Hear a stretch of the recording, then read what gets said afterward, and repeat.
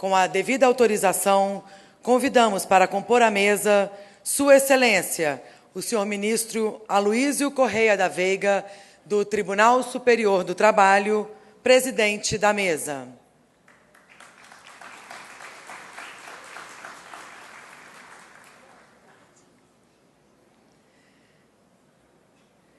Convidamos igualmente para compor a mesa o doutor Duarte Nuno Vieira.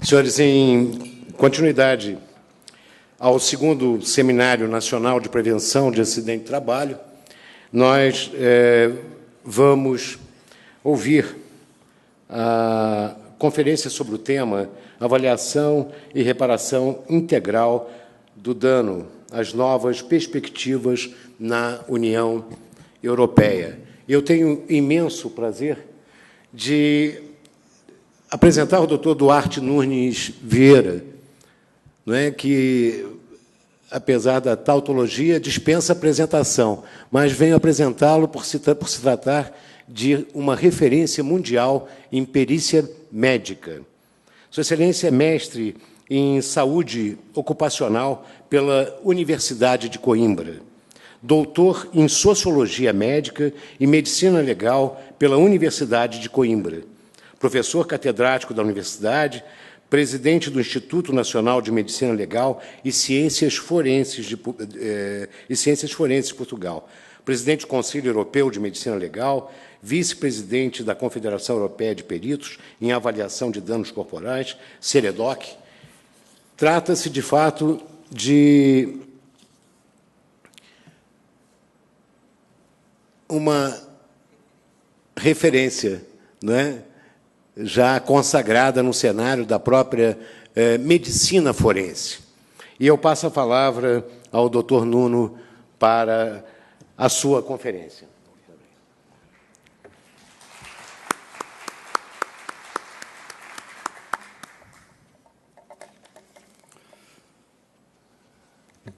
Bom, boa tarde a todos. Sou eu, naturalmente, que começo por cumprimentar todos os que estão presentes nesta sexta-feira à tarde, e já é o momento de começarmos a pensar no fim de semana, mas agradeço, de facto, a vossa presença aqui, por cumprimentar o Sr. Ministro e agradecer-lhe e manifestar realmente o que é para mim, o encanto que é para mim estar consigo nesta mesa.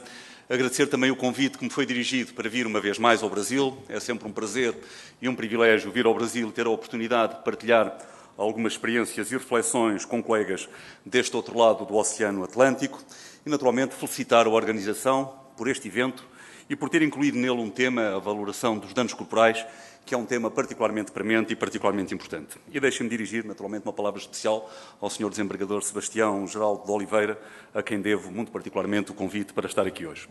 Eu quero-vos pedir desculpa do meu sotaque português, eu não tenho sotaque brasileiro e, portanto, isto pode tornar um bocadinho mais difícil a percepção. Nós falamos de uma forma mais esquisita em Portugal do que aqui. Pedir-vos desculpa desse facto, dizer-vos que alguns erros que eventualmente constatarão nos slides não são erros, é que em português o acordo ortográfico ainda não está totalmente implementado e, portanto, há palavras que escrevemos de uma forma um bocadinho diferente de como se escrevem no Brasil, portanto não são gralhas, é apenas a nossa forma diferente de escrever as mesmas coisas. E eu começo sempre as minhas apresentações com umas imagens de Portugal, não é que o Turismo de Portugal patrocine as minhas deslocações, mas só, enfim, para vos convencer, aqueles que ainda não tiveram a ocasião de passar no país, a visitarem Portugal, e quando forem a Portugal não fiquem apenas pelo Porto e por Lisboa, não se esqueçam que também existe Coimbra, que é a cidade à qual estou mais particularmente vinculado, que é a cidade que vem exposta no diapositivo, que merece a vossa visita e, sobretudo, porque em Coimbra fica a minha universidade.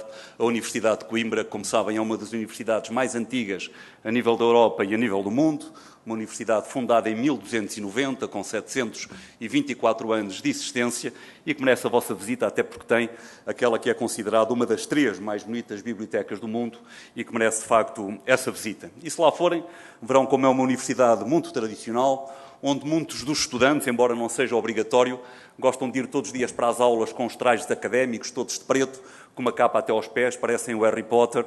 Não é obrigatório, mas de facto gostam de manter essa tradição e a maior parte dos estudantes vão assim diariamente para as aulas. Bom, mas não foi para ouvir falar de Portugal nem de Coimbra que me convidaram para vos falar sobre a avaliação e reparação integral dos danos e sobre aquilo que a União Europeia tenta perspectivar para o futuro, no sentido de alguma harmonização, no contexto deste princípio jurídico da avaliação e reparação integral dos danos corporais. E, ora bem, quando nós falamos em danos corporais, quando um magistrado, quando um segurador, quando uma vítima, quando um advogado pede a um qualquer médico perito que avalie danos corporais, o que ele está a pedir é isto, é que esse perito identifique, estude, descreva, documente e valore, em termos técnicos, nos termos técnicos que a sua preparação médica lhe confere, e num determinado quadro jurídico, em direito penal, em direito civil, em direito de trabalho, em direito da família, em direito administrativo, quais são as lesões ou as sequelas, isto é, os elementos de dano, que são suscetíveis de fundamentar uma determinada sanção penal, a atribuição de um determinado montante indenizatório, a concessão de uma pensão ou a concessão de determinados benefícios fiscais e benefícios sociais que o Estado entende dar a quem é portador de um certo grau de deficiência. Portanto, aquilo que se pede a um médico perito, a um médico que avalia danos corporais, é, ao fim e ao cabo, que ajude a ver claro. O perito é sempre os óculos do juiz e, naturalmente, que o papel do perito é ajudar o magistrado a ver a situação o mais claramente possível. Porquê? Porque nem sempre aquilo que os nossos olhos veem à primeira vista corresponde à realidade. Às vezes a primeira impressão que temos de uma situação pode ser uma impressão totalmente errada. E, portanto, o papel do perito é, olhando para aquela situação e utilizando os seus conhecimentos técnicos, detectar os vestígios, os sinais que mostram quando é que a realidade foi intencionalmente alterada, inconscientemente alterada, acidentalmente alterada ou ampliada, para depois transmitir a quem não tem essa preparação técnica uma imagem o mais próxima possível da realidade, para que o decisor possa tomar uma decisão também o mais justa e o mais equitativa possível. Ora bem, em termos de avaliação e reparação dos danos corporais em direito de trabalho, a Europa sofreu uma evolução que penso terá sido mais ou menos a evolução que a maioria dos países noutros continentes terão registado. Nós viemos de um tempo, até ao século XIX, até à Revolução Industrial, onde não havia qualquer tipo de reparação para as vítimas de acidentes de trabalho, e é com Bismarck que essa reparação começa a aparecer. Atravessámos depois o século XX, onde na maioria dos países europeus o princípio que vigorava para a avaliação e para a reparação dos danos era o princípio da perda da capacidade de ganho, apenas se indemnizava a perda da capacidade de ganho do que o trabalhador tinha ficado afetado. O trabalhador era visto unicamente na sua vertente económica ou produtiva e não como ser humano integral, e terminámos o século XX com muitos países a evoluírem no sentido da reparação integral dos danos em direito do trabalho, isto é, deixando de ver o trabalhador exclusivamente enquanto entidade económica ou produtiva e passando a vê-lo na sua vertente humana como ser humano integral. Ora bem, esta foi, de facto, a evolução que registámos e, portanto, este princípio da reparação integral dos danos mais não visa do que aquilo que podem constatar no diapositivo, isto é, restabelecer tão exatamente quanto possível o equilíbrio que foi destruído pelo dano e recolocar a vítima desses danos, às expensas do responsável, ou de quem pode ser responsabilizado, na situação em que essa vítima se encontraria se o ato produtor das lesões não tivesse ocorrido. Obviamente que todos sabemos que este é um princípio que é utópico. Obviamente que se a pessoa ficou sem uma perna, se a pessoa ficou sem um braço, se a pessoa ficou com dificuldades de locomoção, nunca mais vai voltar a estar exatamente como estava, mas o que se pretende é que essa indemnização ajude, na medida do possível, a aproximar o tipo de vida que levava àquela que levava antes de ter sofrido os danos e, de certa forma, que represente uma compensação para o lesado e também, simultaneamente, uma sanção para o lesante. Isto significa, portanto, que qualquer médico que seja chamado a avaliar danos corporais vai ter que valorar tanto danos patrimoniais como danos não patrimoniais ou não económicos. Eu sei que aqui continuam a gostar muito da designação de danos morais. Ouvia várias vezes ao longo destes dias. Na Europa também ainda há muita gente que utiliza a designação de danos morais, mas nós tendemos cada vez mais a reservar a designação de danos morais para danos que têm a ver com a moralidade, a ofensa à honra, à reputação, ao bom nome de uma pessoa. E este tipo de danos, como as dores, o dano estético, etc., preferimos de facto chamá-los por danos extrapatrimoniais ou não patrimoniais, ou danos não económicos e não de danos morais, que pensamos não ser a designação mais correta para aquilo e para os valores que estão em causa nestas situações. Portanto, aquilo que se espera de um perito médico é, dentro deste princípio da reparação integral dos danos, que ele vá avaliar os danos patrimoniais e os danos não patrimoniais, cuja avaliação e valoração cai dentro da alçada da preparação de um médico e de quem tem essa competência técnica específica. Deixem-me dizer-vos que a Europa é um mosaico de distintas realidades. Mesmo quando olhamos para os 28 países que atualmente integram a União Europeia, nós vamos ver que, de facto, em termos de União, é quase o nome, mas não é de facto a realidade. A Europa é um mosaico de distintas realidades geográficas, de distintas realidades económicas, de distintas realidades culturais, de distintas realidades sociais, de distintas realidades políticas, de distintas realidades legais e, obviamente, que se há estas diferenças, isso também se reflete em muitas diferenças nas modalidades de avaliação e de reparação dos danos corporais. Mas desde há muito que uma das preocupações da Europa é, de facto, pôr fim a estas modalidades diversas de avaliação e reparação dos danos corporais e, entre os países que partilham o princípio da reparação integral dos danos, tentar estabelecer alguma harmonização. A verdade, todavia, é que chegámos ao final do século XX sem ter atingido essa harmonização. E as coisas só começaram a mudar quando, em termos europeus, foi constituída a chamada CEDELOC, Confederação Europeia de Especialistas em Avaliação e Reparação de Danos Corporais, que envolve médicos, advogados, seguradores, vítimas, toda a gente que, direta ou indiretamente, está relacionada com a avaliação e a reparação dos danos corporais, que foi criada em 1997, em Pisa-Muno, em Itália, na altura fundada por 5 países que já tinham sociedades científicas nacionais no âmbito da avaliação dos danos corporais: Portugal, Espanha, França, Bélgica e Itália, países de influência francófona e latina, e foram realmente estes 5 países que fundaram esta confederação, que hoje já envolve representantes dos 28 países, e por isso logo são 5 aviões a descolarem, que foram os 5 países que inicialmente estiveram na origem desta confederação. E a primeira coisa que a confederação fez foi tentar fazer um levantamento de qual era a situação no contexto dos vários países europeus, para ver o que é que tínhamos de comum, o que é que tínhamos de diferente e o que é que era necessário fazer para se harmonizar a avaliação e reparação dos danos corporais. Prepararam assim um inquérito que foi enviado a magistrados, que foi enviado a seguradores, que foi enviado a vítimas, que foi enviado a advogados, e desse inquérito resultou, de facto, o conhecimento daquilo que haveria a fazer. E viu-se que, de facto, havia 4 áreas fundamentais que eram essenciais para podermos caminhar, em termos europeus, no sentido de alguma harmonização da avaliação e reparação dos danos corporais no âmbito da reparação integral dos danos. Era necessário estabelecer claramente quem deve avalorar, isto é, se queremos harmonizar, temos que definir qual deve ser a competência técnica, a preparação de quem vai avaliar danos, senão nunca conseguimos harmonizar, se a preparação e a formação não for idêntica. Era necessário definir com clareza o que é que se vai avaliar, que danos é que vamos avaliar, porque cada país utilizava designações diferentes e dava parâmetros de dano diferentes, e obviamente, se avaliamos coisas diferentes, não é possível harmonizar. Era necessário definir a metodologia da avaliação, como é que vamos avaliar, porque obviamente podemos todos avaliar a dor, mas se seguirmos metodologias diferentes, é provável que os resultados dessa avaliação no final sejam também distintos, se não seguirmos a mesma metodologia valorativa. E era fundamental também criar instrumentos únicos de avaliação.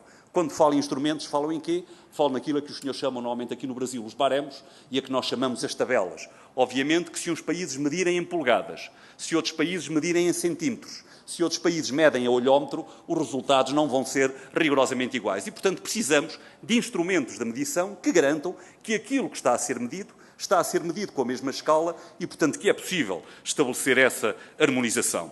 Estes resultados deste estudo foram apresentados ao Parlamento Europeu e à Comissão Europeia, como sabem, são duas das principais instituições comunitárias, e o Parlamento Europeu e a Comissão Europeia, logo no ano seguinte, o documento e as conclusões foram apresentadas em 98, logo no ano seguinte, em 99, já quase na transição do século XX para o século XXI, a Comissão Europeia resolve nomear 2 grupos de peritos, um grupo jurídico e um grupo médico, para elaborarem um primeiro projeto de uma diretiva comunitária visando harmonizar a avaliação e indemnização das vítimas no âmbito da reparação integral dos danos. Isto foi primeiro pensado para o direito civil, primeiro até para uma margem específica de vítimas, as vítimas dos acidentes de viação, mas depois, a meio do trabalho, acabou por se generalizar para todos os âmbitos da aplicação da avaliação e reparação integral dos danos. E o Parlamento Europeu e a Comissão Europeia foram aqui particularmente inteligentes. Os 2 grupos de trabalho, tanto o grupo jurídico como o grupo médico, eram grupos muito pequenos. Nós sabemos na Europa que quando queremos grupos de trabalho que façam pouco, é nomeá-los grandes. Quanto maior o grupo de trabalho, menor a probabilidade de chegar a conclusões. Portanto, eram grupos muito pequenos, 6, 7 pessoas. Não havia sequer um representante de cada país, mas pôs a presidir a cada grupo de trabalho não apenas 2 professores do mesmo país, mas até da mesma universidade. O grupo jurídico era presidido pelo professor Busnelli, autor de toda a lei civil italiana, e o grupo médico era presidido pelo professor Barganha, os 2 professores da Universidade de Pisa. O professor Barganha era o autor da tabela médica italiana de avaliação do dano corporal em direito civil, e o facto de os 2 grupos serem presididos por 2 pessoas do mesmo país, da mesma cidade, da mesma universidade, facilitou de facto tremendamente os trabalhos e permitiu andar bem mais depressa do que aquilo que se perspectivava no início. A tal ponto que em 2 anos, trabalhando em 99 e em 2000, em 2 anos, os 2 grupos de trabalho produziram um documento final que em junho de 2000 é apresentado em Trier. Trier é uma pequena cidade na Alemanha onde está a Academia Europeia de Direito, que é patrocinada pelo Parlamento Europeu e onde habitualmente são discutidos os grandes projetos europeus em termos de leis comunitárias. E, portanto, em Trier, numa reunião que durou 3 dias, às quais foram chamadas representantes dos governos de todos os países, representantes dos tribunais, representantes dos seguradores, representantes das associações de vítimas, representantes das associações de peritos, etc., discutiu-se, de facto, o documento final e aprovou-se, finalmente, uma recomendação que foi enviada à Comissão Europeia, ao Parlamento Europeu e ao Conselho da Europa. Esta recomendação é composta por um documento jurídico, por um documento médico e por um conjunto de recomendações que, na sua essência, o que é que refletem? Aquilo que a CEREDOC tinha dito. A necessidade de se estabelecer claramente quem é que deve avaliar, o que é que se deve avaliar, como é que se deve avaliar e de termos instrumentos únicos de avaliação. Foi isto que a recomendação acaba por reconhecer no seu contexto geral. Ora bem, então vamos ver o que é que se fez nas várias áreas. Estabelecer claramente quem deve avaliar. De facto, já vimos que é fundamental, se queremos médicos que avaliem, termos médicos que saibam como é que vão fazer essa avaliação, que saibam como é que devem fazer uma avaliação integral dos danos. E há que ter consciência que, para ser perito, é necessário, obviamente, uma sólida preparação médica, uma boa preparação médica. Mas o facto de ser o melhor ortopedista do país, o melhor neurologista do país, o melhor otorrino do país, não capacita ninguém para trabalhar como perito. Para ser perito é bom e é fundamental uma sólida preparação médica, mas é também necessário que se tenham alguns conhecimentos jurídicos, que se domine, pelo menos, a filosofia pericial, a filosofia jurídica em cada área do direito onde se está a peritar. É necessário que haja um domínio da peritagem médico-legal, que se saiba, e a peritagem médico-legal não é só o direito penal, toda a peritagem, seja em que domínio do direito for, é uma peritagem médico-legal, e é necessário também que esse médico tenha algumas condições naturais de imparcialidade, de independência, de veracidade, de objetividade, de prudência, que são condições inerentes a quem quer exercer atividade pericial. Eu costumo sempre dizer que se algum de nós quisesse fazer uma cirurgia cardiotorácica, seguramente que não ia ao melhor ortopedista do país, nem ao melhor neurologista do país, nem ao melhor fisiatra do país. Ia procurar um bom cirurgião cardiotorácico. Porque é que, se eu quero uma boa peritagem, vou a um bom ortopedista, a um bom neurologista, e não vou procurar alguém que tenha, de facto, competência como perito e que saiba aquilo que está a fazer.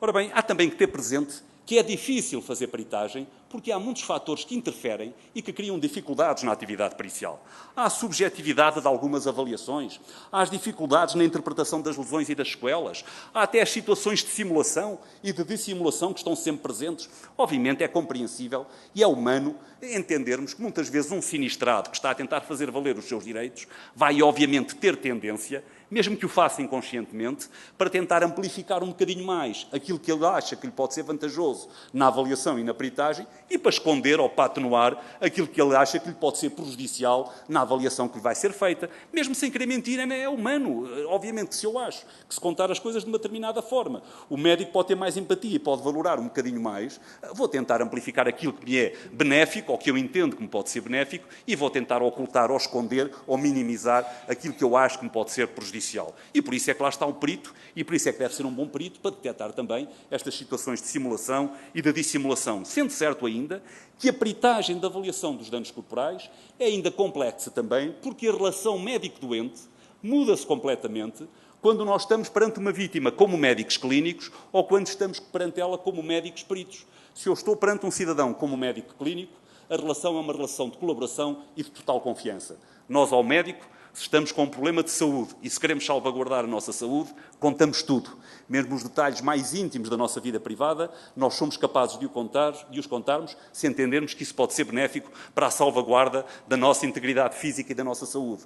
Todavia, se estamos perante aquele médico como médico perito, esta relação muda automaticamente, transforma-se numa relação de ausência de colaboração, de desconfiança, vamos tentar esconder o que achamos que nos pode ser prejudicial, vamos tentar amplificar aquilo que nos parece pode ser benéfico e, portanto, ser médico clínico ou ser médico perito são posturas, são posicionamentos totalmente diferentes e é preciso que quem faz atividade médica pericial, saiba efetivamente desenvolvê-la. E, portanto, não podemos continuar a ter médicos que servem para tudo, que são excelentes clínicos, mas depois que também oferecem atividade pericial, porque seguramente ninguém se ia meter nas mãos deste clínico que vem no diapositivo e, portanto, também não nos podemos pôr nas mãos de qualquer médico quando queremos ser peritados e devemos escolher alguém que verdadeiramente tenha essa formação. Impõe-se, de facto, uma formação adequada e é isso que a União Europeia está a tentar promover. Médicos que tenham competência, que não é o mesmo que improvisação, que sejam rigorosos, que não é o mesmo que severidade e que sejam objetivos, que obviamente não é o mesmo que inflexibilidade. E é por isso que este documento que foi aprovado e que tenta harmonizar as coisas para o futuro, estabelece que no futuro, no âmbito dos países da União Europeia, só os médicos de qualquer especialidade, mas só os médicos que sejam titulares de um diploma universitário que os capacite, que os reconheça como médicos capazes para trabalhar na peritagem, é que poderão continuar a avaliar danos corporais, pelo menos para os tribunais. Privadamente, cada um vai onde quer, mas os tribunais só aceitarão avaliações de dano de médicos que tenham um diploma universitário que o reconheça como tendo um treino, uma formação específica na atividade pericial, independentemente da especialidade de que venham. Notem que isto não é nada de novo no âmbito da União Europeia. Em França, há mais de 35 anos que nenhum tribunal aceita uma avaliação de danos corporais que não seja feita por um médico que tenha um diploma universitário que o capacite e que o reconheça como perito com preparação especializada. E em Portugal, há muito tempo que o fazemos. Nós começámos com os cursos de avaliação do dano corporal no final dos anos 80, através do professor Oliveira Sá, que foi o meu mestre, e a partir de 88, 89, começámos a fazer anualmente cursos de avaliação do dano corporal pós-traumático, dirigido a médicos de qualquer especialidade, portanto, qualquer médico pode vir, são transversais, o que tem depois é que obter uma formação específica, independentemente da sua especialidade, em como peritar, como detectar situações de simulação, de dissimulação, quais os princípios jurídicos, quais os princípios éticos, como é que deve elaborar um laudo, como é que deve examinar uma vítima, como é que deve detectar essas situações, enfim, prepará-los para exercer atividade pericial. A tal ponto que o nosso Conselho Nacional de Medicina, que acho que é como aqui se chama, mas que em Portugal se chama Ordem dos Médicos, reconheceu já a competência em avaliação do dano corporal. As competências são uma subespecialidade que são transversais a qualquer especialista e, portanto, qualquer médico, cardiologista, otorrino, ortopedista, neurologista, etc., se quiser exercer atividade pericial de avaliação dos danos corporais, tem que fazer uma pós-graduação e depois candidatar-se ao título de competente em avaliação do dano corporal e só esses médicos é que deverão poder trabalhar para os tribunais. É, aliás, um mesmo curso que temos estado a ministrar aqui no Brasil desde há alguns anos e que temos estado, de facto, aqui a dar. Ora bem, vamos ver uma coisa. Outro aspecto que esta recomendação comunitária estabelecia era, de facto, a necessidade de se definir com clareza o que é que se deve valorar e definir instrumentos e definir a metodologia de avaliação. E, de facto, esta foi uma das zonas, tem sido uma das áreas mais difíceis para se conseguir alguma harmonização. Cada país indemnizava os seus tipos de danos, cada um tinha as suas designações para os vários parâmetros de dano, às vezes mesmo quando a designação era igual, o conteúdo, o conceito não era exatamente o mesmo. Por exemplo, nós falamos em quantum doloris em Portugal, os espanhóis falam em quantum doloris, os franceses falam em quantum doloris para as dores, os italianos falam em quantum doloris, mas depois não falamos exatamente da mesma coisa, nem a forma como avaliávamos e como aferíamos esse quantum de dor era exatamente a mesma. Portanto, um dos trabalhos grandes que este grupo teve foi tentar, de facto, definir novas designações para os parâmetros de dano temporário e novas designações para os parâmetros de dano permanente. Talvez este slide seja mais perceptível. Estas são, de facto, as novas designações que temos. Para os danos patrimoniais e para os danos não patrimoniais, são aquelas as designações que foram propostas em termos da União Europeia. Mas não apenas novas designações para os parâmetros de dano, mas também os conteúdos e os conceitos de cada um destes parâmetros de dano. Por exemplo, o quantum doloris define-se nestes documentos, que envolve, obviamente, as dores físicas orgânicas consecutivas à natureza do traumatismo, mas também as dores psicógenas, aquelas dores individuais que dependem das características de cada um de nós. Todos nós sabemos que a dor tem muito de subjetivo. Obviamente que o mesmo estímulo doloroso é seguramente vivenciado de forma diferente por duas pessoas distintas, mas cada um de nós é capaz de vivenciar de forma totalmente diferente a mesma dor, consoante o momento em que a experimenta. Se eu não tiver mais nada em que pensar, uma dor de dentes é capaz de dar cabo de mim. Se eu estiver preocupado com a doença grave de um filho ou de um pai, a dor de dentes pode passar ao lado e eu não lhe dou por ela. Portanto, a dor tem muito de subjetivo. Não só a mesma dor é vivenciada de forma diferente por duas pessoas distintas, como cada um de nós vivencia de forma diferente o mesmo estímulo doloroso, consoante o momento em que o atravessa.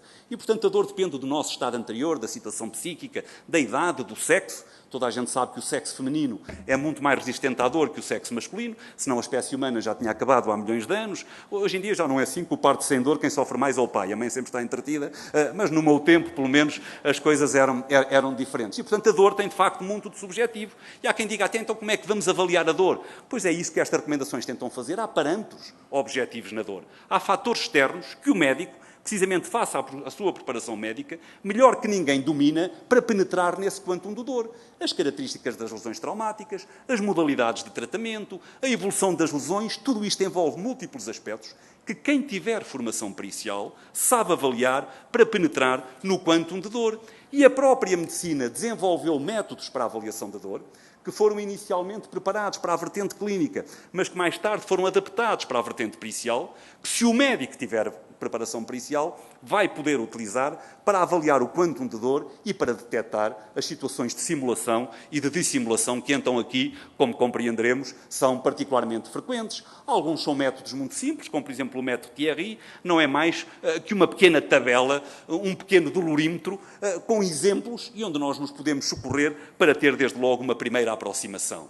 E como é que nós vamos traduzir também esta dor? Pois propõe-se neste documento que visa harmonizar os procedimentos no âmbito da União Europeia, que a dor seja traduzida ao julgador numa escala de 7 graus, uma escala que antigamente e no início ia do muito ligeiro até ao muito importante, mas hoje eliminamos a escala qualitativa e utilizamos apenas a escala quantitativa, dizendo dor de grau 1 em 7, de grau 2 em 7, de grau 3 em 7. Porquê? Porque muitas vezes os doentes ou as vítimas reagiam mal à avaliação qualitativa da dor. Quando nós punhamos no laudo dor de grau ligeiro, olha, ligeiro, uma ova, aquilo deu-me tanto, e o senhor está a dizer que foi ligeiro, havia de ser assim, porque obviamente para o sinistrado não há dores piores, ele só conhece aquelas e, portanto, para eles são as piores que existem. O médico é que tem outros parâmetros de referência, mas o sinistrado não tem. E, portanto, se nós dissermos dor de grau 2 em 7, dizemos exatamente a mesma coisa, até parece mais científico e evitamos melindrar quem já está eventualmente fragilizado e melindrado e, portanto, eliminamos a escala qualitativa e passámos a utilizar apenas a escala quantitativa. Já agora, dirão, porque viram há bocado no diapositivo, então, mas diz que a dor só é avaliada como dano temporário. Então não há pessoas que ficam com dores para o resto da vida até à morte? Claro que há.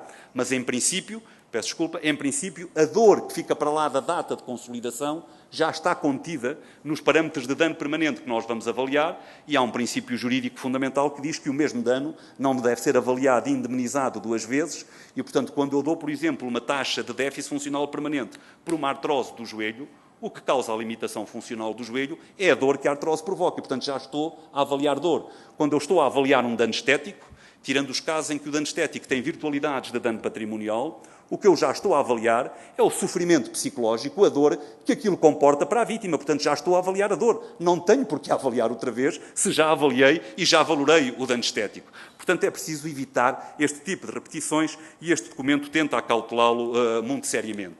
Outro parâmetro de dano não patrimonial, por exemplo, o dano estético, que é um dano que tem suscitado no âmbito da União Europeia e suscita ainda múltiplas discussões. Por exemplo, se a avaliação deve ser personalizada ou não, isto é, se a mesma cicatriz na face deve ser avaliada da mesma forma em duas pessoas distintas, se a cicatriz for igual, ou se deve ser avaliada consoante a pessoa que é portadora da cicatriz. Obviamente que se o princípio é o da reparação integral dos danos, a avaliação deve ser personalizada, porque duas pessoas diferentes podem fazer vivências emocionais totalmente diferentes do seu quadro de dano estético. À partida parece lógico que uma jovem de 18 anos, bonita, com expectativas de casamento, se for pouco inteligente, sofra muito mais com uma cicatriz na face do que uma senhora já de 80 ou já com mais rugas. Pode até acontecer o contrário, mas o que nos interessa é penetrar no impacto, na vivência que a vítima faz daquela cicatriz. Há também, por exemplo, quem defenda que o perito deve limitar-se a descrever o dano estético e deixar ao juiz a missão de o valorar, porque o juiz também tem gosto e, no final, poderá valorar. Esta é a tendência que tem vigorado, por exemplo, em França, e não se lhes consegue dar a volta.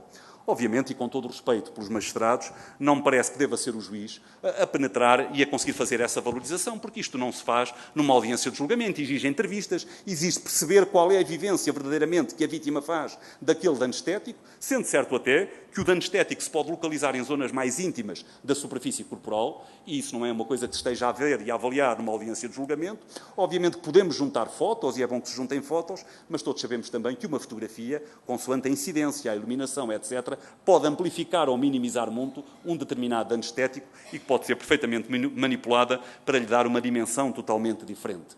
E, naturalmente, que nesta avaliação do dano estético, estes documentos indicam também quais os fatores a que se vão atender, a localização, a forma, a orientação, a coloração, a morfologia, a idade da vítima, o sexo, o estado anterior, tudo isto são parâmetros a que o perito vai atender no momento de avaliar o dano estético que está em causa.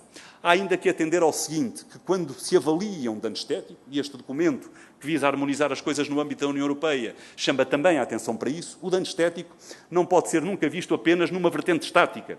Tem que ser visto numa vertente estática e numa vertente dinâmica. Uma coisa é a dimensão que um dano estético tem comigo parado. Outra coisa é a dimensão que esse dano estético pode adquirir nas múltiplas utilizações do corpo que eu faço ao longo do dia.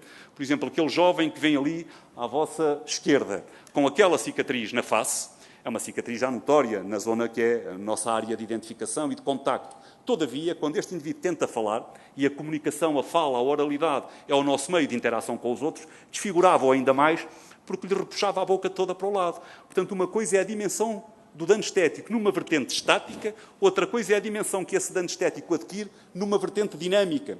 Por exemplo, um pequeno encurtamento de um membro, as fraturas esquirolosas expostas dos membros inferiores, normalmente acabam sempre por provocar um pequeno encurtamento do membro. Uma coisa é olharem para a vítima com ele parado, quando muito pode ter uma pequena inclinação. Outra coisa é quando ele caminha, porque aquilo vai-lhe provocar uma claudicação e vai-lhe amplificar muito o dano estético. Portanto, perspectivar sempre o dano estético nestas duas vertentes, estática e dinâmica. Uma vez mais, este documento diz como é que o dano estético deve ser valorado e deve ser avaliado na mesma escala de 7 graus, a mesma escala que vai desde o 1 em 7 até ao 7 em 7. Obviamente que não é obrigatório. Um perito pode utilizar uma escala de 14, uma escala de 20. O fundamental é que consiga no seu laudo qual foi a escala que utilizou, porque dar 7 em 20 não é o mesmo que dar 7 em 7. Mas por uma questão de harmonização, é esta a escala que se recomenda trabalharmos todos com o mesmo instrumento de medição. Em termos de danos não patrimoniais, a Europa definiu ainda mais 2 tipos de danos: as repercussões nas atividades desportivas e de lazer. O que é isto? Aquelas atividades apenas que representavam para a vítima um amplo espaço de realização pessoal.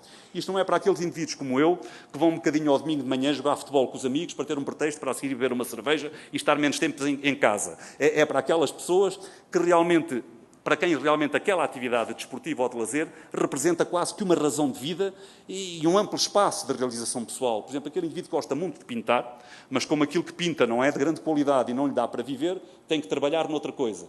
Mas a sua razão de vida é pintar. E quando chega à casa pintava, os fins de semana passava-os a pintar, sofre um acidente, perde um membro, deixa de poder pintar, ele tem todos os danos que eu tenho se sofrer o mesmo acidente, mas deixou de poder desempenhar uma atividade que para ele era quase a razão de vida. Isto dentro do princípio da reparação integral dos danos, tem uma dignidade, tem uma dimensão que merece a tutela do direito e, portanto, deve ser avaliado e indemnizado. Mas, portanto, é para este tipo de danos que nós nos referimos quando falamos, dentro dos danos não patrimoniais, nas repercussões nas atividades lúdicas ou desportivas e de lazer.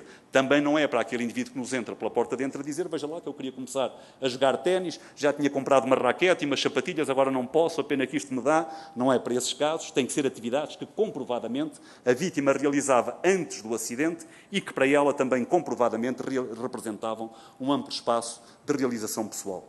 E ainda dentro dos danos não patrimoniais, contemplamos a repercussão na vida sexual, que é um direito de qualquer ser humano, que faz parte da dignidade da pessoa humana e da integralidade da pessoa humana. Naturalmente que não nos referimos aqui, como ali vêem, a alterações urogenitais, como por exemplo a ablação de um órgão ou atingimento neurológico nos lesionados medulares. Isso é contemplado dentro da taxa que vamos dar pelo déficit funcional permanente, como já veremos. Aqui falamos, sobretudo, das situações envolvendo queixas na concretização e na vivência da atividade sexual e que serão valoradas também, uma vez mais, na tal escala de 7 graus. Portanto, todos os danos não patrimoniais de que vos falei são valorados e são transmitidos ao julgador nesta escala de 7 graus, que antigamente, numa fase inicial, ia do muito ligeiro até ao muito importante, mas que agora passamos a utilizar apenas a escala quantitativa, dizendo de 1 em 7 até 7 em 7.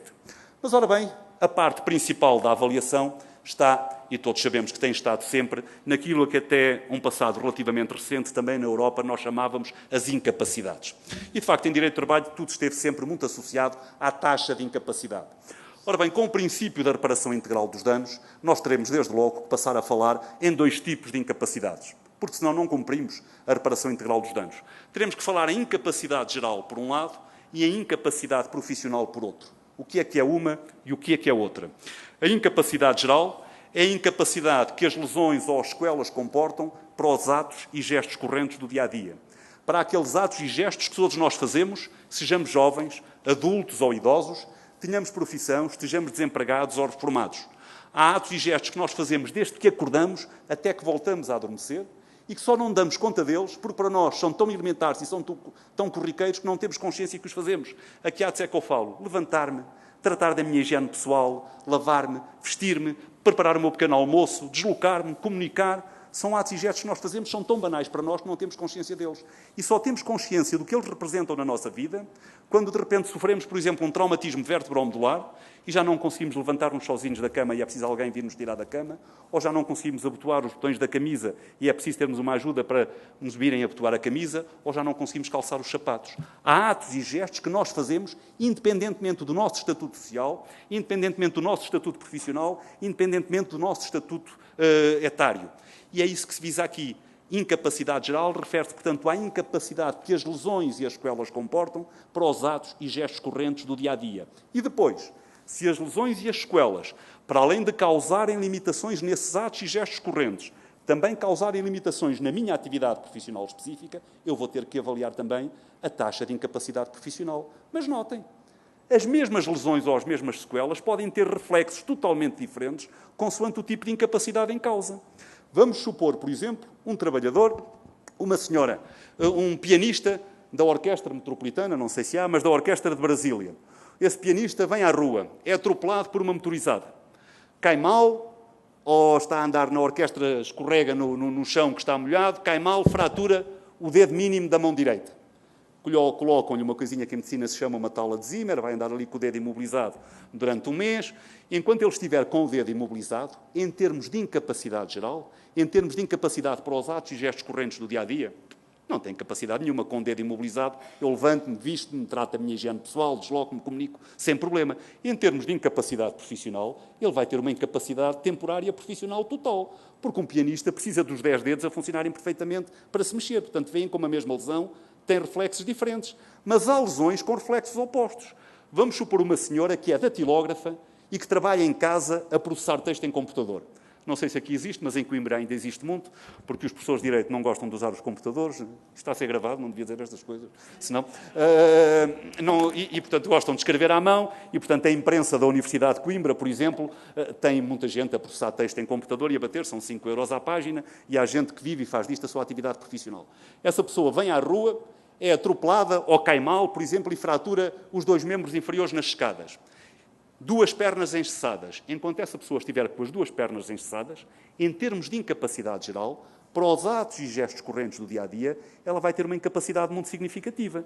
Com as 2 pernas engessadas, eu vou ter dificuldade em tratar da minha higiene, em me deslocar, em tratar de muitas coisas em que temos que fazer diariamente. Todavia, em termos de incapacidade profissional, mesmo com as 2 pernas engessadas, ela vai poder continuar a processar texto em computador com um rendimento económico e efetivo total. Não sei se me estou a fazer compreender. Portanto, as mesmas lesões podem ter impactos, reflexos totalmente diferentes, consoante o tipo de incapacidade em causa. É isso que já nos dizia a Classificação Internacional de Funcionalidades, Incapacidades e Saúde, quando nos diz que, de facto, nós temos que tomar em consideração o corpo, as capacidades e as situações da pessoa e que uma mesma lesão ou uma mesma sequela orgânica pode ter consequências diferentes em termos pessoais e em termos profissionais. E se o princípio é o da reparação integral dos danos, e se, portanto, devem ser avaliados e indemnizados todos os danos que tenham uma dimensão, uma dignidade suficiente para merecerem a tutela do direito, nós temos que avaliar estes 2 tipos de incapacidades, senão estamos a deixar alguma coisa esquecida e a deixar de avaliar.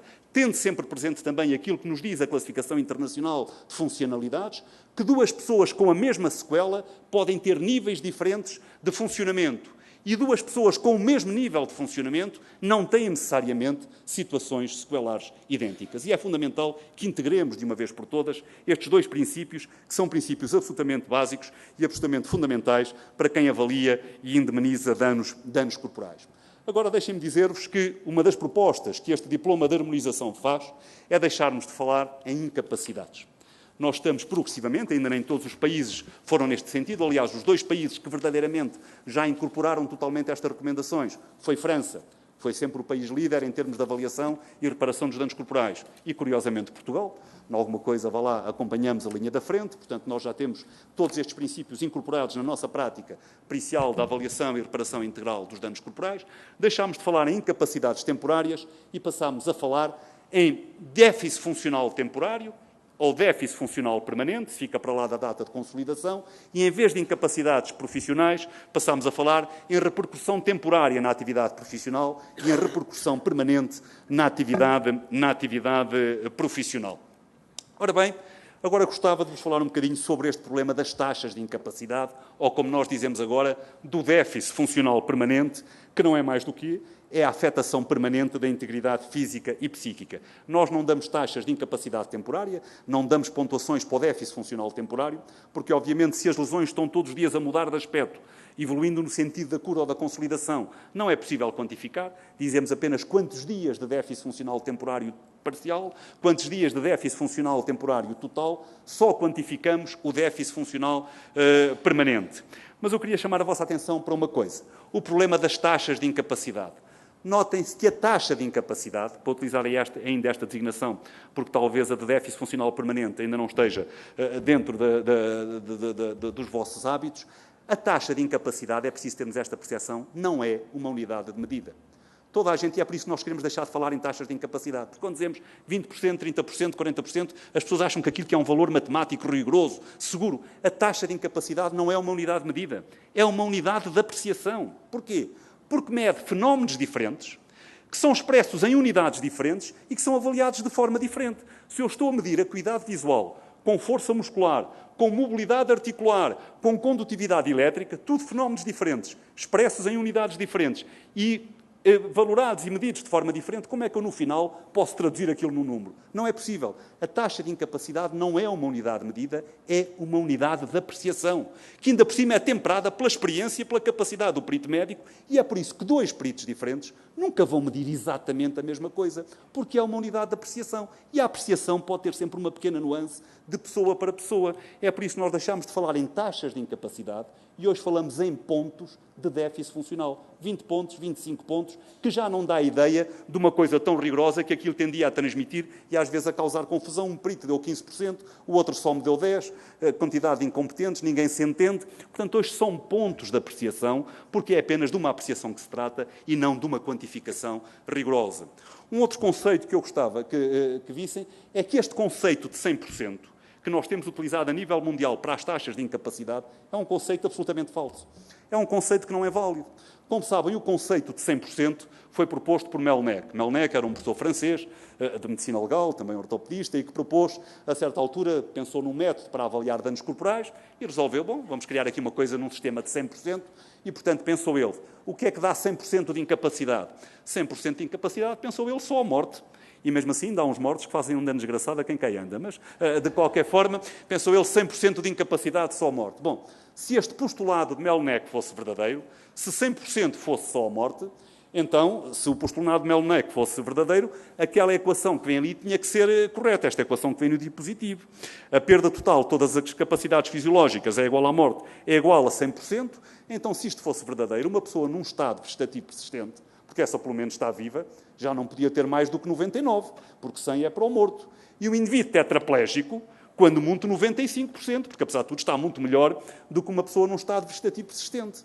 Mas alguém tem alguma dúvida em dar 100% a um tetraplégico ou em dar 100% a um estado vegetativo persistente? Portanto, este princípio de Melnec é um princípio absurdo. Mas, se o princípio fosse correto, aquela equação tinha que ser correta. Isto é, quando eu dou uma taxa de incapacidade permanente parcial, aquela taxa adicionada à capacidade restante tinha que dar 100%. Então, se este princípio fosse verdadeiro, por exemplo, a surdez total, na maior parte das tabelas nacionais europeias, vem contemplada com 60%. Se este princípio fosse verdadeiro, isto significa que o indivíduo totalmente surdo só teria de capacidade restante quanto? 40%. Mas será que uma pessoa totalmente surda só tem 40% de incapacidade? Mais, a cegueira total vem na maior parte das tabelas nacionais europeias com 80% de incapacidade. Será que uma pessoa totalmente cega só tem 20% de capacidade restante? Eu, ainda ano passado, tinha 2 alunos de Direito totalmente cegos, e um deles vivia, trabalhava, etc., com muito mais autonomia do que muita gente sem deficiência nenhuma. Será que só tinha 20% de incapacidade? Portanto, este princípio é um princípio falso. É por isso até que há quem diga que quanto mais alta é a taxa de incapacidade, menos se justifica falar em capacidades, e nós devíamos avaliar não pela negativa, mas pela positiva, porque é que aquilo que o cidadão ainda consegue fazer e não o que é que ele já não consegue fazer ou qual é a taxa de incapacidade.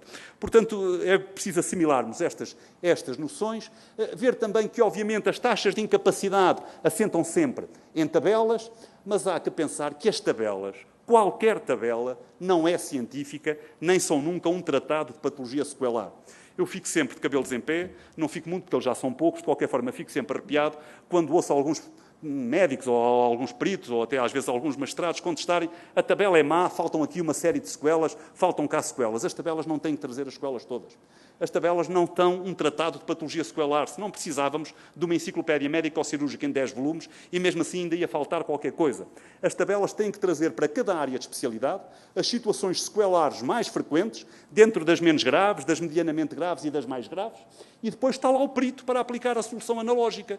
Se eu vou procurar uma sequela que não está na tabela, o que é que eu faço? Não está, porque a tabela não tem que trazer tudo. Vou ver que limitações é que dá a sequela que eu estou a avaliar e vou procurar na tabela uma que dê limitações iguais e aplico uma solução pericial que há muito está consagrada na prática, que é a solução analógica. Por analogia, vou dar o mesmo valor para a sequela que estou a avaliar e que não está lá, mas que dá o mesmo tipo de limitações. Não esperemos que as tabelas tenham tudo, porque íamos sempre esquecer qualquer coisa. E mais, não pensemos que as tabelas são rigorosas e são científicas, porque não são.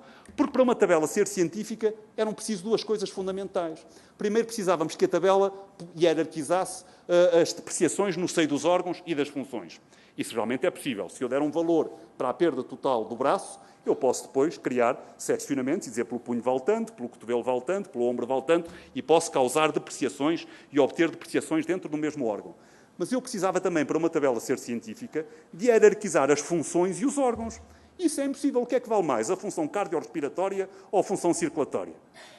Venha ao diabo e escolha, eu não vivo sem nenhum. O que é que vale mais? O fígado ou o cérebro? Ou os pulmões? Não é possível. Não é possível hierarquizar órgãos e funções. E, portanto, nós nunca vamos ter uma tabela que seja científica e que obedeça a princípios absolutamente rigorosos. E mais, para isto precisávamos então ter também a definição. 1% de quê? 100% de quê? E nós não conseguimos obter aqui nada que nos diga 100% de quê, porque já vimos que aquele conceito da morte também não nos serve.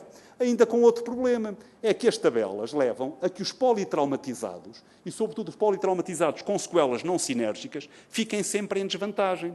Porque às vezes é muito melhor para um traumatizado ter uma sequela única, mesmo que de grande dimensão, mas localizada num único segmento corporal, e que às vezes até é bem substituída por uma prótese, do que ter uma pequena sequela num joelho, mais uma pequena sequela num tornozelo, mais uma sequela num cotovelo, mais um problema na visão, mais outra na coluna cervical, e tudo aquilo somado não vale nada porque são pequeninas sequelas, mas no final acabam por limitar muito mais do que uma sequela grande, por exemplo, a amputação de um membro, que tem uma valoração muito maior. Até porque nós sabemos que nos politraumatizados manda a boa prática pericial que se aplica a regra de Baltazar, a regra da capacidade restante, para evitar que sejam ultrapassados os 100%, senão a certa altura temos mais de 100% de incapacidade. Eu não sei se esta regra se utiliza cá no Brasil, mas é naturalmente a regra que está consignada na prática. Por exemplo, se eu tiver um sinistrado com 3 sequelas, a uma corresponde 10%, a outra 5% e a outra 20%, a taxa de incapacidade final não é 35% resultante do somatório das 3 sequelas, porque não pode ser feito assim, senão a certa altura tínhamos mais de 100% de incapacidade. Obviamente a primeira sequela 10%, se ele tinha os 100% vale 10%, mas se ele já tem 10% de incapacidade, a seguir não tem 100% de capacidade restante, tem 100 menos 10. Então os outros 5% não são 5% de 100, mas são 5% de 90%. Portanto já são 0,45%. E se ele depois já tem mais 0,45%, então já não tem 90% de capacidade restante. Tem 90% menos os 0,45%. E os outros 20% já só vão incidir sobre esta percentagem. E é esta regra que nos impede de ultrapassar os 100%. E a ordem dos fatores é arbitrária. Comecem por qualquer uma, chegam sempre ao mesmo resultado. Mas já tenho visto peritos que não aplicam isto na prática e que somam as coisas diretamente, o que, obviamente, é uma manifesta aberração pericial e pode dar origem aos maiores dislates do ponto de vista da apreciação pericial. Depois lembremos também que as capacidades fisiológicas restantes, tal como eu dizia, podem ser muito diferentes para as pontuações idênticas. E é por isso que as taxas ou as pontuações não podem ficar só por aí. Exigem uma explicação do dano. E é por isso que nós hoje, em termos da União Europeia, defendemos que o perito deve dar a sua pontuação, mas deve explicar no seu laudo o que é que aquela pontuação significa. Notem que há países na União Europeia que nunca utilizaram taxas de incapacidade. Os anglo-saxónicos, os ingleses, os irlandeses não tinham qualquer tradição de taxas de incapacidade. O que é que faz um perito na Inglaterra? Descreve. E descreve o mais exaustivamente possível qual é a situação do sinistrado. Que atos e gestos é que o sinistrado ainda consegue fazer, que atos e gestos é que ele já não consegue fazer de forma nenhuma, que atos e gestos é que ele faz com dificuldade, e talvez o julgador não fique pior inteirado da situação do sinistrado com esta descrição do que com um valor numérico de 20, 30 ou 40, que significa o quê?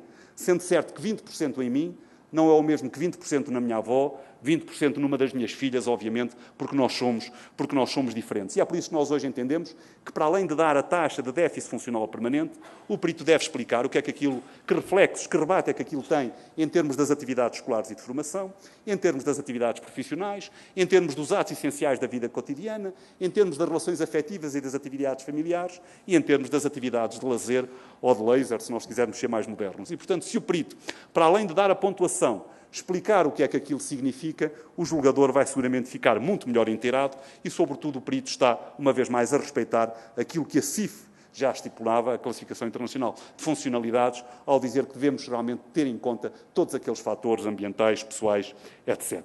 Finalmente, uma última perspectiva que este documento nos suscita é a necessidade de criarmos instrumentos únicos de avaliação. E, ora bem, esta recomendação falava, curiosamente, em duas coisas. Como instrumentos de medição, uma única tabela médica, igual para toda a Europa, para toda a União Europeia, e, curiosamente, também uma única tabela de indemnizações. Já vamos ver como é que isto funciona, porque, obviamente, se os níveis económicos, sociais, etc., são diferentes, não pode ser propriamente assim. Ora bem, a tabela médica teve andamento.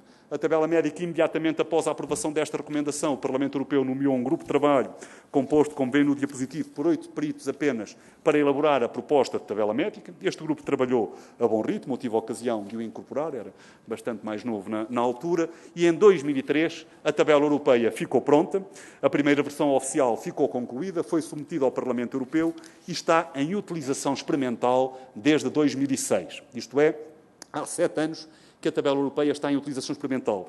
E porquê é que se entendeu submetê-la a um tempo de utilização experimental? Porque é só quando nós começamos a utilizar uma tabela, ou um baremo, como dizem aqui, que nós vamos ver as gralhas, os erros, as dificuldades interpretativas, aquela vírgula que se calhar naquele sítio dá uma interpretação de dúvida, ou de que se calhar devia ser um de, os fatores socioculturais, porque notem, as taxas de incapacidade não são mais do que consensos sociais dependentes de fatores socioculturais de cada povo.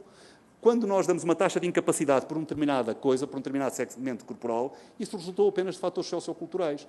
Nós, uma vez, tivemos 3 dias em Paris, o grupo que elaborou a tabela europeia, a discutir que valor é que se dava a uma determinada sequela traumática. E vão pensar que eu estou a brincar, mas estou a falar a sério. Tivemos 3 dias a discutir qual o valor a dar à amputação traumática do pénis. E entre os alemães, que achavam que 20% chegava e sobrava, e os italianos, que achavam que 80% ainda era pouco, não se chegava a consenso. Porque, para os italianos, antes perder uma perna que perder esse segmento corporal. Para os alemães, era uma coisa que andava só ali a fazer peso e que não tinha grande significado, e, portanto, são fatores culturais. E as taxas de incapacidade que estão nas tabelas não são mais do que o reflexo dos fatores socioculturais de cada povo. Portanto, não são nenhum relicário sagrado, são consensos que se estabeleceram dentro de cada nação. E foi precisamente para ver se esta tabela de incapacidades não suscitava melindres entre as várias nações que o Parlamento Europeu resolveu pô-la num período experimental. Portanto, está a ser utilizada para os funcionários das instituições comunitárias e para as suas famílias, quando são avaliados. É revista periodicamente de 6 em 6 meses.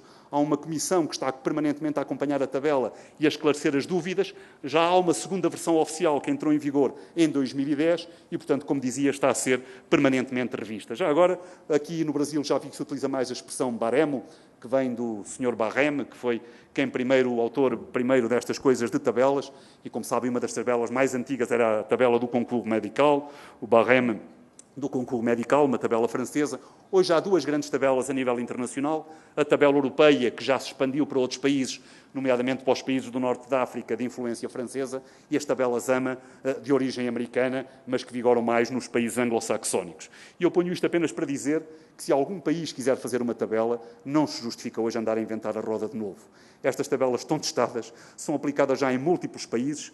Portugal, por exemplo, até porque a classe política às vezes gosta destas coisas, quis ter uma tabela também para estas áreas, para a reparação integral do dano. O que fizemos foi apenas traduzir para português a tabela europeia, porque não vale a pena inventar a roda quando a roda está inventada. Se já houve especialistas que andaram a pensar nisto durante anos, para que é que estamos a fazer outra tabela? Porque o ser humano é igual no Brasil, no Paraguai, na Colômbia, em qualquer país, e, portanto, não temos que estar a inventar mais tabelas, é apenas adaptarmos, e se todos tivermos o mesmo instrumento e o formos melhorando, andaremos seguramente a muito melhor velocidade. Depois lembrar-vos que, obviamente, as tabelas são um mal necessário. Elas são necessárias por controle ou indisciplina, porque favorecem o equilíbrio e a harmonização entre os peritos, dão-nos a mesma referência, mas, obviamente, têm limitações, equiparam situações que muitas vezes não são equiparáveis, não contemplam todas as vertentes do dano, e é por isso que eu gosto muito de reforçar que é preciso termos em consideração que a verdade pericial em matéria de afetação da integridade física e psíquica não é uma verdade matemática. E isto é algo que nos temos que libertar. A avaliação do dano não é números, o número não nos traduz tudo, muito pelo contrário. E, sobretudo, preocupa-me particularmente quando vejo tabelas que vigoram anos e anos sem nenhuma correção. A tabela é um instrumento médico. A medicina evolui todos os meses. A tabela tem que ser revista, no mínimo, anualmente. E, às vezes, vejo tabelas que vigoram há 10, há 15, há 20 anos, quando a medicina era totalmente diferente, quando as possibilidades de próteses, etc., não têm nada a ver com aquilo que temos hoje em dia, e as pessoas continuam a utilizar essas tabelas e os valores nelas consignados, o que, obviamente, só pode dar origem a graves erros periciais. Mas, como vos dizia, propõe-se também uma tabela de indemnização. Eu estou quase a acabar. O que é que esta tabela de indemnização estipula? Estipula o seguinte: o que se propõe, mas esta tabela ainda não teve nenhum colhimento, e, portanto, é uma parte que está parada, estipulava o seguinte, que para cada ponto de déficit funcional haveria uma equiparação em termos de pontos de indemnização. E, portanto, quem tivesse, por exemplo, uma artrose do joelho, essa artrose, por exemplo, não sei se é isso que vale, agora não me lembro, mas valia, por exemplo, 20 pontos. Portanto, qualquer artrose do joelho, fosse em Portugal, na Bélgica, na Dinamarca, na Grécia, em qualquer país da União Europeia, já sabemos que tem 20 pontos daquilo e, portanto, corresponde a 20 pontos de indemnização. O que variará é o valor do ponto em cada país, de acordo com o nível económico, as características da segurança social, etc. Curiosamente, não são às vezes os países mais ricos da União Europeia que dão as maiores indemnizações. Por norma são, mas alguns dos países mais ricos da União Europeia dão indemnizações baixíssimas. Por exemplo, na Dinamarca, as indemnizações são quase piores do que em Portugal e na Grécia, que são os 2 dos países que indemnizam mais baixo. Mas porquê? Porque a Dinamarca tem uma segurança social fortíssima. Quando um sinistrado, quando um trabalhador, quando alguém tem um acidente e fica com limitações, é o Estado que vai a casa fazer as obras de adaptação, é o Estado que manda alguém da Segurança Social para tirar a pessoa de manhã da cama, a vestir e lhe dar o banho, que manda alguém lá à hora do almoço dar a refeição, mas também na Dinamarca o pessoal paga 60% dos salários para impostos. Portanto, se o Estado já está a assegurar, as indenizações não têm por que estar a assegurar aquilo que o próprio Estado já assegura. E, portanto, o valor do ponto é que variará de país para país, mas, obviamente, não podemos tirar aos magistrados a sua margem de manobra. E, por isso, o que este princípio também estipula, e o que esta tabela de indenizações estipula, é que, para cada indemnização, o magistrado poderá sempre ajustar até 20% menos ou 20% mais em função do seu critério. Portanto, o magistrado terá sempre um leque de 40% de espaço para aquele montante proposto pela tabela que ele ajustará em função do seu critério como magistrado, podendo até afastar-se para muito mais ou para muito menos, o que terá é que fundamentar muito bem na sua sentença, porque é que, naquele caso, se afastou para muito mais ou para muito menos, relativamente ao valor de indemnização que a tabela propunha. E dizer-vos ainda que também se estipula que esta tabela de indemnização não funcione para os grandes incapacitados, só para as incapacidades até aos 70%, porque, obviamente, os grandes incapacitados são situações que têm que ser avaliadas caso a caso. E para os danos não patrimoniais, para aqueles a que ainda chamam aqui os danos morais, propõe-se que cada Estado estabeleça um montante indemnizatório para cada um daqueles graus e, portanto, será igual, seja a pessoa economista, seja trabalhador rural, as dores são as mesmas, é um ser humano. O que é diferente é a forma como cada um pode ter vivenciado a dor. E é isso que o perito deve ter em causa quando avalia a dor. Agora, se ela é do mesmo grau, tanto é indemnizado o trabalhador rural como o advogado ou o médico, porque para o mesmo nível de dor é o mesmo nível de indemnização, porque são dois seres humanos. Agora, o mesmo estímulo doloroso é que pode ter comportado valorações diferentes da dor, porque às vezes o contexto sociocultural tem influência na forma como cada um de nós vive essa dor. Portanto, dizer-vos que estamos a atravessar uma fase, como eu dizia há tempos atrás, isto suscitou alguma celeuma no panorama europeu, estamos a suscitar uma fase em que é necessário, de facto, alguma mudança de mentalidades.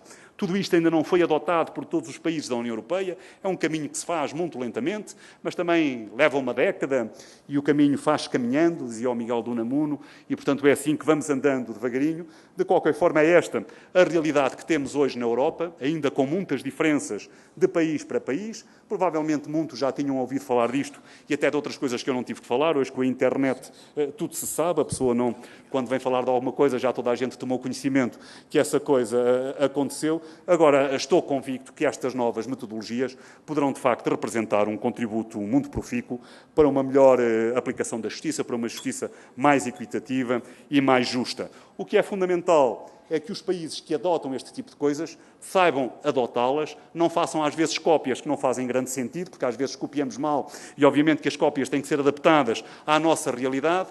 Agora também não podemos ficar parados. Temos que ter a consciência que tudo muda com o passar dos anos. Não há nada que não se altere com o passar do tempo. Portanto, tudo muda com o passar dos anos e, portanto, a avaliação e a indemnização dos danos também tem que mudar, porque não pode ficar sempre igual, não podemos ficar sempre no mesmo sítio. Agora, sabendo ver as coisas sobre diferentes perspectivas, às vezes há perspectivas que nos dão outras imagens diferentes, ouvindo todas as opiniões, nomeadamente aquelas opiniões que nos possam parecer disparatadas, porque às vezes há um fundo de verdade e, portanto, é bom saber ouvir todas as opiniões e é preciso, sobretudo, trabalhar aqui com muita honestidade, com muita correção, fazendo corretamente e o fundamental, diria eu, é não ficarmos parados, não ficarmos, de facto, à espera que as coisas andem por si. Temos que ser nós os agentes da mudança e, se conseguirmos, de facto, fazer isso, seguramente que teremos hoje experiências muito melhores do que aquelas que tínhamos no passado e que se recomendarão e que a situação evoluirá. Eu estou a falar há 59 minutos e 39 segundos, segundo aqui o meu iPhone me indica, portanto é tempo de acabar para os 60 minutos que me deram. Eu sou uma pessoa particularmente otimista e, portanto, penso que, apesar de todas as dificuldades, acho que vai correr tudo bem e que seguramente o Brasil caminhará no melhor sentido, até porque neste âmbito está já seguramente bem melhor do que o meu próprio país. Muito obrigado pela vossa atenção.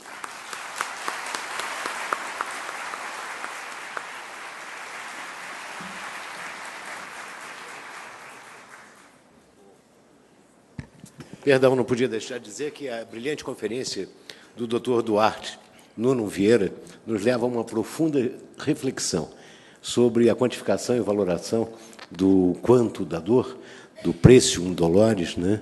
Sobretudo por critérios científicos, para retirar cada vez mais, nesses critérios de fixação, o arbítrio do juiz.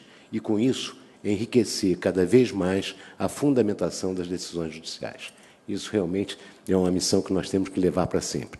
E é cada vez mais que nós somos provocados para nos manifestar em volume muito grande sobre essa quantificação da valoração do dano. E, realmente, os critérios subjetivos, cada vez eles estão mais presentes do que os critérios científicos. E, muitas vezes, nós, juízes, precisamos de ajuda. Ajuda, sobretudo, objetiva, para poder criar critérios de avaliação científica. Muito obrigado, foi fantástico. Obrigado. Neste momento, o ministro Aloísio Correia da Veiga entrega certificado de conferencista, CLT Histórica, medalha comemorativa dos 70 anos da CLT e o livro Linha do Tempo da Justiça do Trabalho ao Dr. Duarte Nuno Vieira.